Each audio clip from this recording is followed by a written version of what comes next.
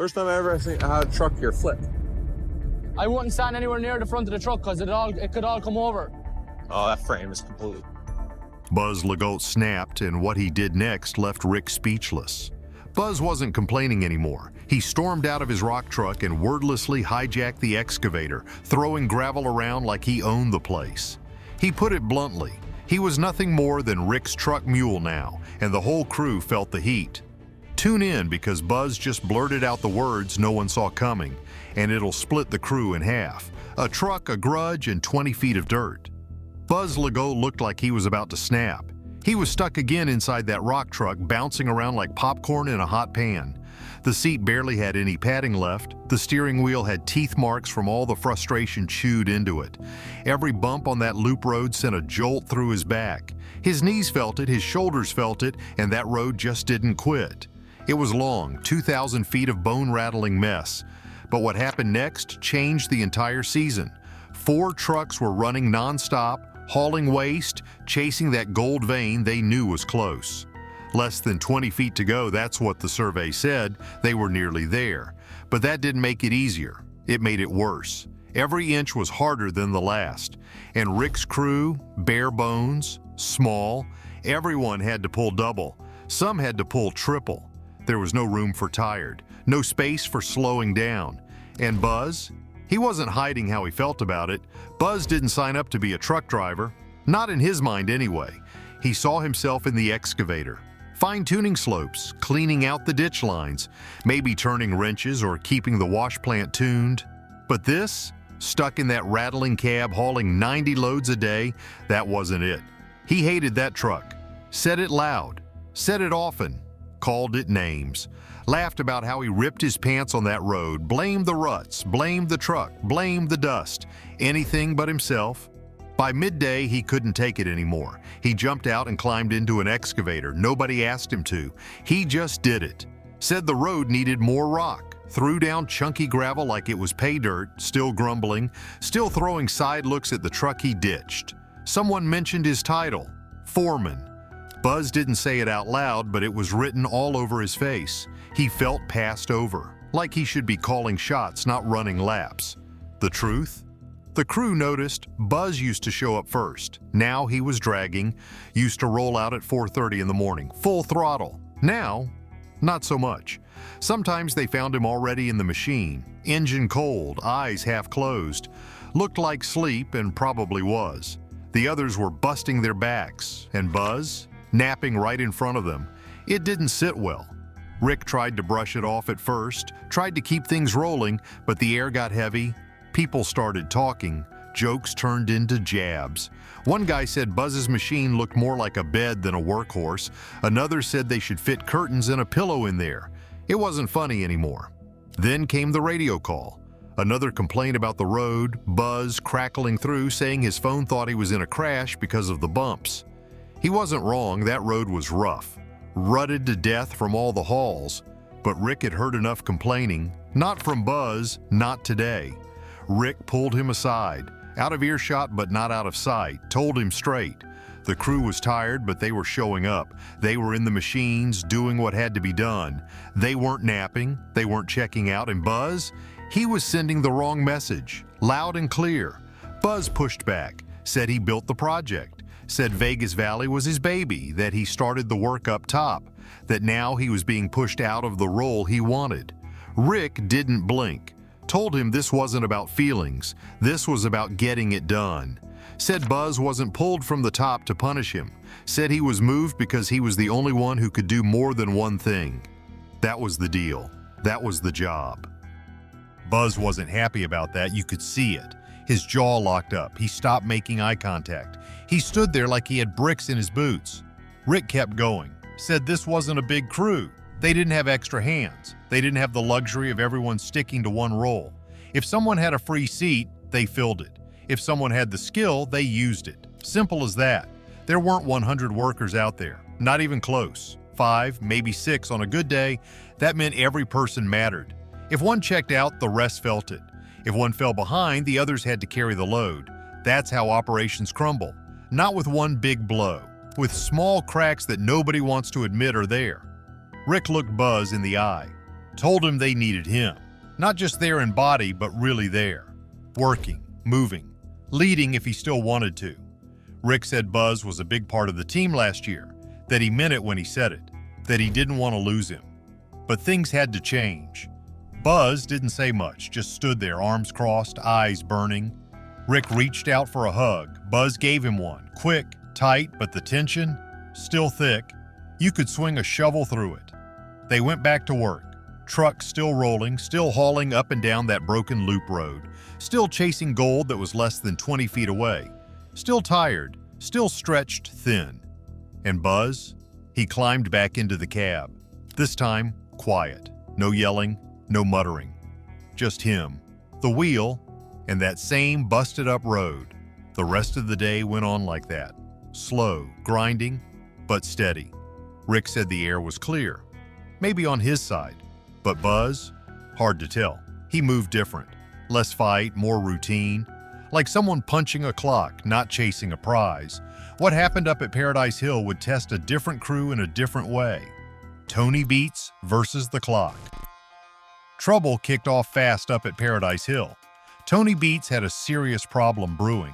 His settling pond, the one that's supposed to catch all the muddy water from the wash plant, was packed full. Silt, dirt, sludge, call it what you want, it was jammed tight. If that dirty water spilled into the nearby creek, the whole place could get shut down. Not by choice, but by the people who watch over the environment. That meant Tony had to hit pause. No more washing rocks, no more chasing gold. Everything stopped. They had to fix the pond or risk getting the entire operation shut down for who knows how long. The fix? Build the dike higher so the water had more room to settle. That gives the silt time to sink and cleaner water can flow out. It sounds simple, but it isn't.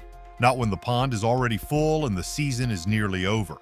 Mike's crew rolled in with a side dump truck to haul in more dirt to raise the dike. It's late in the season and they're already behind, so every hour counts. They needed to build up the road, make it wider, longer, stronger. The trucks dumped load after load. Mike followed behind with a massive dozer, flattening everything out, packing it tight. It was all going smooth until it wasn't. One of the side dump trucks flipped, just like that. It went over near the edge of the dike. It didn't fall all the way down, but it was leaning hard over a 15-foot drop. The thing was loaded heavy with dirt, way too much weight for a regular rescue. Nobody was hurt, but the whole operation froze. That truck needed to get out before they could finish the dike and get the plant running again. And that was not going to be quick. Mike tried with the 220 excavator. No dice, he brought in the 480. That one's a monster. Can lift up to 20 tons. Still not enough. The truck stayed stuck. The chain stretched tight, too much weight, not enough room to work. Mike kept trying. New angles, different pull points, nothing worked. He didn't want to disconnect the trailer because that would take hours, but they were running out of options. They tried lifting from one end, then the other, tried pulling sideways, then straight, still nothing. Meanwhile, the wash plant sat silent. No water running, no gold coming in. Every minute lost was money gone.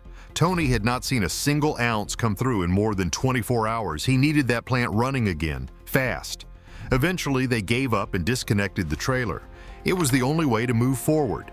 Once the truck and trailer were separated, things started to shift. They pulled the trailer upright first. That part came up easier than expected. Then they turned their focus to the truck. The truck was heavier and more awkward. They had to be careful. Hooked it up, lined up the excavator and pulled, slow and steady. The truck came up inch by inch, then it tipped a little too fast, almost hit the excavator. Mike managed to pull back just in time. It missed by a few feet. Could have gone bad quick, but it didn't. With both pieces upright, they reconnected the truck and trailer, made sure everything was tight, fired it up, it started. That alone felt like a win. Almost 2 full days gone just to rescue one truck. That kind of delay hurts, especially this late in the season. With the truck finally moving again, they went right back to work. More loads of dirt, more packing. The dike had to be ready or the water would never settle. And without clean water, the plant stays off. Tony was only running one wash plant that week. That was the trommel up on Paradise Hill. The big goal for the season was 5,000 ounces. To make that happen, they needed around 200 ounces every single week. No excuses. By the end of that week, they scraped together 143 ounces. That's over $350,000 in gold. Not enough, but it was something. After 2 days of downtime, they would take what they could get. The pressure was back on. Trucks rolled, dozers pushed, excavators swung. No time to waste. That dirt had to move. That water had to settle. The gold had to come out of the ground. It all came down to that flipped truck. One mistake, one corner taken too fast. That back tire caught the edge of the dike and gravity did the rest. The whole thing tipped slow, like it had time to think about it. But once it started, there was no stopping it. The frame twisted, dirt shifted, the whole load leaned hard. By the time the driver stopped, it was too late. The trailer kept pulling. The truck followed. The side dump hung half over the edge, 15 feet of open space below. Mike tried to save it with one machine, then another. Still no luck. The machines groaned, the chains stretched. Nothing gave. Then they brought in a second excavator. Tried lifting from 2 spots at once. It helped, but not enough. They looked for better hook points, moved the chains around, tried lifting straight up, then tried rolling it sideways. Still nothing. The ground was soft, the angle was wrong, and that truck was just too heavy. They unhooked the trailer, pulled it up first. That cleared some space, gave them more room to work. Then they hit the truck again. New chain spots, more lift, less angle. This time it started to move. They got it just far enough that gravity took over. The truck tipped back onto its wheels. Hard, but clean. The crowd let out a breath. That could have gone bad. Once they were both upright, they checked everything. Hooked the truck and trailer back together, started it up, moved it out. It was back on the road again. With that out of the way, the dike work kicked into gear again. The wash plant could run, water could settle, gold could flow. Everyone went back to their machines, digging, hauling, pushing. It was almost 2 days gone. No gold caught, no work done, but now it was back on track. Trucks moved faster, dozers worked harder. No one wanted another delay. That week they managed to catch 143 ounces. Not great, but better than nothing. Tony still needed to find more gold if he was going to hit that 5,000 mark. But down in the Lynx cut, Kevin Beets was about to fire up a whole new plan, one built from the ground up and running on nothing but nerve. No diesel, no gold. Kevin Beets didn't follow the crowd this season. He broke away from it. While every other miner up north kept burning diesel, Kevin dropped over $100 grand of his own money on something unheard of in the Klondike, a propane-powered generator big enough to run his entire wash plant. Not even his old man Tony would try something like that. And Parker, he's sticking with what works. But Kevin's got his eyes on something bigger and riskier. The season didn't start smooth. Kevin spent the early months just trying to get his wash plant built. He'd spent years building setups for others, Monica, Mike, the whole Beets crew, but this one was his. No hand-me-downs, no borrowed parts. Just his design, his money, his future. But missing that early season window cost him. While others were running dirt, he was still welding steel and running lines. By the time the plant stood ready, the Lynx cut had piles of pay dirt waiting.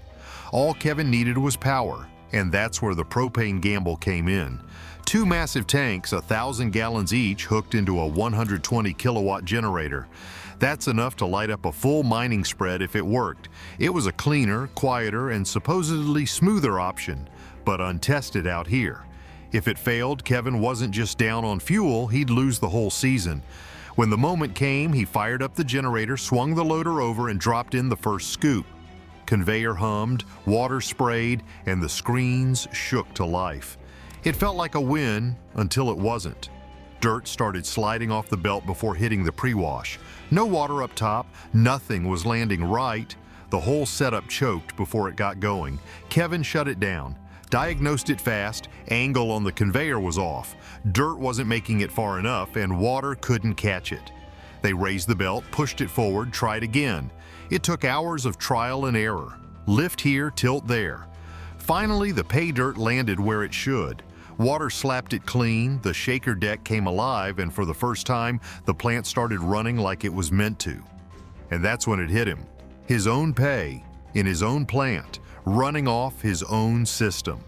After months of frustration, real gold started showing in the mats. Not just specks, solid flakes, heavy stuff, the kind that makes the busted knuckles worth it. They fed the plant slow, watching every detail. By the end of the shift, they did the first real cleanup. Kevin leaned over the mats and smiled. Bright yellow, chunky pieces, and even one fat enough to turn into jewelry. It was working. The propane gamble wasn't just some crazy idea, it was paying off. Still, every load was a balancing act. Slipping dirt, water misfires, bouncing belts, every run came with problems. But Kevin and his crew tweaked and tuned, measured, adjusted, got their hands dirty until everything ran smoother. That first full day, Kevin stayed in the loader, feeding the hopper bucket after bucket. No breaks, all focus. When they shut it down, the mats looked even better than before. Bright pockets, gold streaks, and clumps that made the crew grin. Not just flash, real weight. They panned it slow, worked it piece by piece. Under the light, Kevin watched the gold gleam in the grooves. This wasn't guesswork anymore. This was proof. They boxed it, weighed it, ran fingers through it. The first serious gold from Kevin's own setup. 12 brutal weeks to get here. But the plant ran, the propane held, and the gold came through. Now, it's wash, clean, reset, and do it all again. That propane tank's just getting started. And if the machines hold and the Yukon weather plays nice, Kevin's not chasing dreams. He's chasing 1,000 ounces. Does this make Kevin the next big name in Yukon Gold? Drop your thoughts below, hit that like button, and don't forget to subscribe for more behind the scenes grit.